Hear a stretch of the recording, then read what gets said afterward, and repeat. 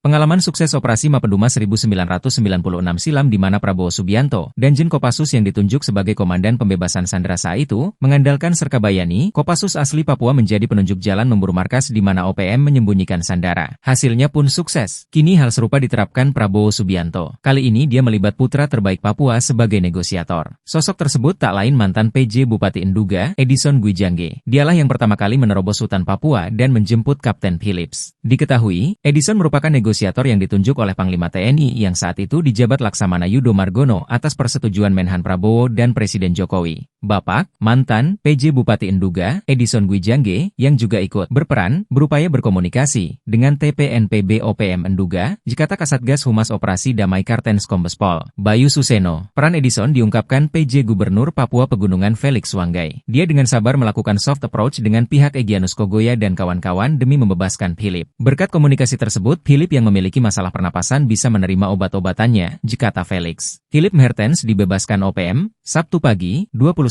September 2024. Pengurus gereja bernama Bunyamin bukan nama sebenarnya, bercerita Philip diserahkan pimpinan OPM Enduga, Egyanus Kogoya ke Edison di Kampung Yuguru pukul 8 WIB. Bupati menghubungi Satgas Kartens, hentikan serangan udara di Enduga, ujar Bunyamin. Lantas siapa Edison? Dia seorang birokrat kelahiran 13 Mei 1964, umur 60, di Enduga. Dilantik menjadi pelaksana jabatan atau PJ Bupati Enduga pada 5 Juni 2023 menggantikan Namia Gwijangge. Edison menjabat hingga 31 Mei 2024 sebelum kemudian digantikan oleh Elai Giban. Sebelum menjadi PJ Bupati Enduga, Edison sempat menjabat sebagai Ketua Palang Merah Indonesia, PMI, Kabupaten Enduga, dan menjabat sebagai Asisten 3 Sekretaris Daerah atau Sekda Provinsi Papua Pegunungan. Pengabdian dan dedikasi Edison selama menjadi PJ Bupati Enduga diapresiasi pemerintah pusat dan Pemprov. Felix Wanggai mengatakan selama memimpin Kabupaten Enduga, Edison telah menunaikan tugas dengan baik.